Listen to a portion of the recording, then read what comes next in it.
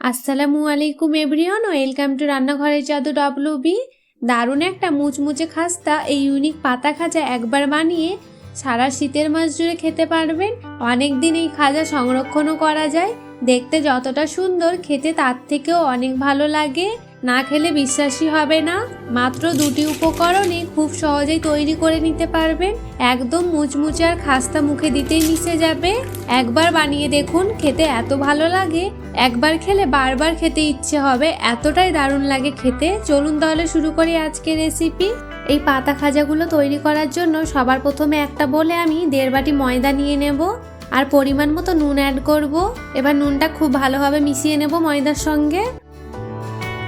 মেশানো হয়ে গেলে 1 চা চামচ আমি ঘি দিয়ে দেব। ঘিটা দিয়ে খুব ভালোভাবে ময়ান দিয়ে নিতে হবে। ময়ানটা যত ভালো হবে এই খাজাগুলো তত বেশি খাস্তা হবে। দেখুন ময়ানটা পারফেক্ট হয়েছে নাকি। এভাবে হাতের মধ্যে নিলে এভাবে ঢেলা বেঁধে যাবে, আবার ভাঙলে ভেঙে যাবে। তার মানে একদম পারফেক্ট ভাবে ময়ান দেওয়া হয়েছে। এবার আমি অল্প অল্প করে পানি অ্যাড করে আমি ময়দাটা মেখে নেব।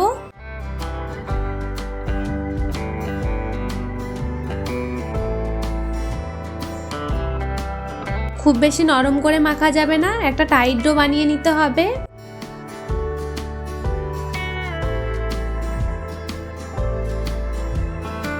আমি খুব সুন্দরভাবে ময়দাটা মেখে নিয়েছি। দেখুন ময়দাটা একটু শক্ত করেই মেখেছি। এবার আমি 5 মিনিটের জন্য রেস্টে রেখে দেব। যতক্ষণে ময়দাটা রেস্টে আছে আমি এদিকে একটা পাত্র বসিয়ে আমি চিনির শিরাটা রেডি করে নেব। তার জন্য ওই সেম বাটির 1 বাটির একটু কম আমি চিনি নিয়ে নিলাম আর ওই বাটির হাফ বাটি পানি দিয়ে দেব আর 3টে এলাচ মুখ ফাটিয়ে দিয়ে দিলাম ফ্লেভারের জন্য। এবার আমি খুব ভালোভাবে চিনিটা গলিয়ে নেব। দেখুন এখানে চিনিটা কিন্তু খুব ভালোভাবে গলে গেছে। আর চিনির শিরাটা খুব বেশি গাঢ় করা যাবে না আর বেশি পাতলাও করা যাবে না। আমি একটু হাতে নিয়ে চেক করে দেখাচ্ছি। দেখুন এভাবে হাতে নিলে একটা সরু তার তৈরি হবে, খুব বেশি চিটচিটে হবে না। এরকম হালকা চিটচিট করলেই নামিয়ে নিতে হবে। আর এদিকে আমি যে ডোটা মেখে রেখেছিলাম ঢাকনাটা খুলে আবারও আমি একটু হাত দিয়ে মেখে নেব। এবার আমি মিডিয়াম সাইজের লেচি কেটে নেব গোল গোল করে। খুব বেশি বড় না, এরকম মিডিয়াম সাইজের কেটে নিতে হবে।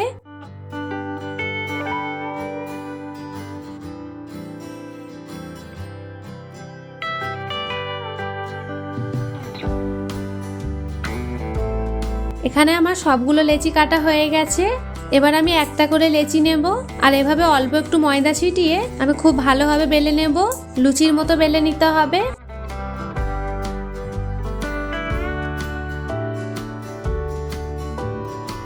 আর দেখুন কতটা পাতলা করে বেলেছি, এরকম পাতলা করেই বেলে নিতে হবে, যতটা সম্ভব পাতলা করে নেবেন। এবার একটা ছুরি দিয়ে 4 সাইডটা এভাবে সমান করে নেব।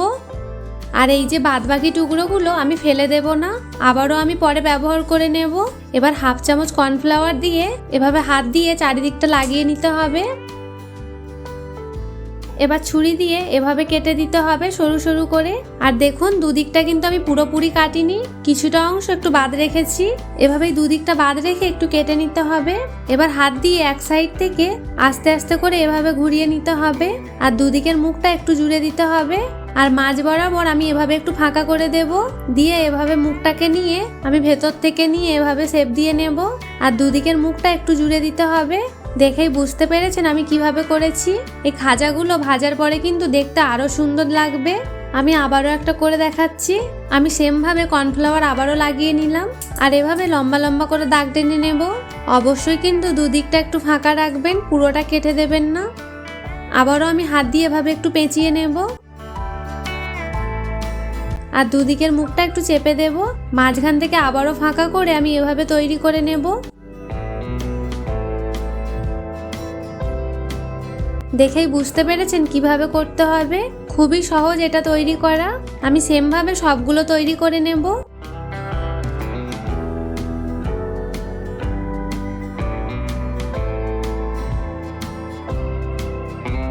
এখানে আমার সবগুলো তৈরি করা হয়ে গেছে। এবার আমি খাজাগুলো ভেজে নেব। তার জন্য একটা কড়া বসিয়ে দিয়েছি আর পরিমাণ মতো তেল দিয়ে দেব।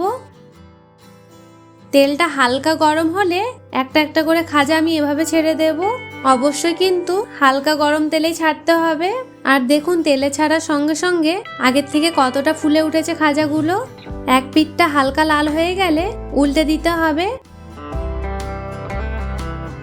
এভাবে আমি দু পিঠটা উল্টে পাল্টে ভেজে নেব। দেখুন খুব সুন্দর একটা কালার চলে এসেছে। এরকম হালকা বাদামি কালার এলে আমি তুলে নেব তেল ঝরিয়ে। দেখুন দেখতে কতটা সুন্দর লাগছে খাজাগুলো। আমি এভাবেই সবগুলো ভেজে নেব। আর এদিকে আগে থেকে যে চিনি শিরাটা রেডি করে রেখেছিলাম, দেখুন আগের থেকে কতটা গাঢ় হয়ে গেছে। এবার আমি একটা একটা করে খাজা নেব আর চিনি শিরার মধ্যে এভাবে দিয়ে দেব। আর ওপর থেকে এভাবে একটু লাগিয়ে নিতে হবে চিনি শিরাগুলো। চিনি শিরাটা খুব ভালোভাবে লাগানো হয়ে গেলে এবার রস ঝরিয়ে তুলে নিতে হবে। আমি আবারও একটা করে দেখাচ্ছি।